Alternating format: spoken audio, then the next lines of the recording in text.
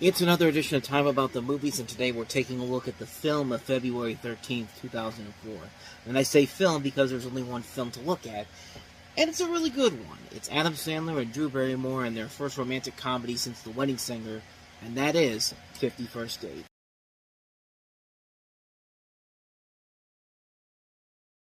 I mean, it's got a movie where Drew Barrymore is beating the crap out of Rob Schneider. I think that's an automatic win on this film.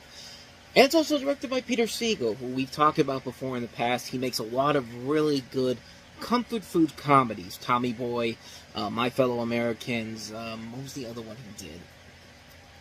I'm going to remember it. Anger Management was another one. He did another one, too, and I hate to do this, because I've literally just... I've seen this guy's movies so many times. Naked Gun 33 1/3, of course, and A Nutty Professor to the Clumps. He's made a lot of great comfort food films, and this is another one of those movies that works, you know, just from the fact that you got Adam Sandler and Drew Barrymore, and they were so pitch perfect in The Wedding Singer, and here they show they've got that charisma that can work through multiple movies.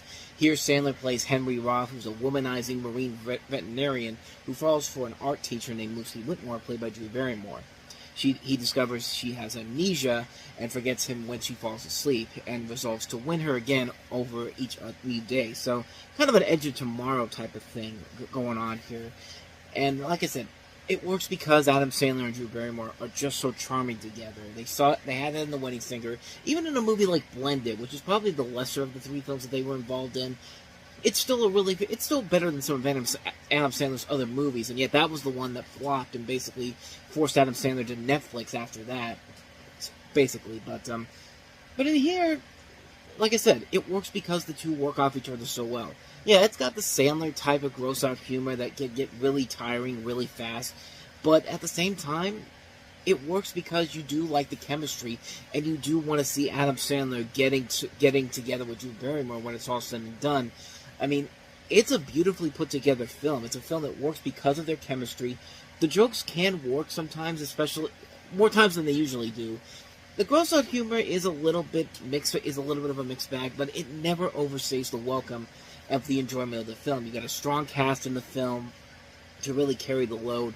And like I said, the comedy in here I think works better in this case than some of Adam Sandler's lesser films. I mean, my favorite scene in the whole movie is when he's on the boat and he has the Beach Boys CD, and he's like, "What an asshole!" And like it literally cuts to the next scene, and him just crying when the song "Wouldn't It Be Nice" is playing in the background. Like, it's a funny scene, and because I love that song, I love the Beach Boys so much, I laugh so hard at that. That's my favorite scene in the whole movie. But like, there's a lot of other things about it that work very well. I mean, the comedy works. The writing overall is very good, and again, it's Peter Segal. I think this guy has a good way to has a good comfort area with the director, with the people that he gets involved with, especially with Adam Sandler, because he was making a couple of really good movies around this time. Stuff like Anger Management, this, and then his next movie, The Longest Yard, which I think is a really damn good movie. I mean, this is a guy that really knows what he's doing as a director. I think he's a guy that really is very good at what he does. He's a good comfort food director. He's like Sean Levy. He's like Adam Shankman. Like, he's not going to make like a grand masterpiece. I mean, not yet, at least. We'll see what happens down the road. But he'll make a movie that you can laugh at. You can have a good time with it. And 50 First Dates definitely is the type of movie that you go in and have a good time with. I mean, it's a really impressive, damn good romantic comedy, and it's one of Adam Sandler's better movies, easily. Needless to say, I can't recommend it enough. Definitely check it out, 50 First Dates, if you haven't seen it already. Which, you might have amnesia. You may have seen it, and you completely forgot about it the next day, but you should definitely see it. And so with that said, we wrap up another edition of Time About the Movies. Next time we'll take a look at 4 movies, including Lindsay Lohan and her follow-up to Freaky Friday, Confessions of a Teenage Drama Queen from Disney, Ray Romano trying to make it onto the big screen with Gene Hackman and Welcome to Mooseport, the movie that was trying to be the new Road Trip and old school Euro Trip, and also Meg Ryan hoping to come back from In the Cut with Omar Epps in the boxing drama Against the Ropes.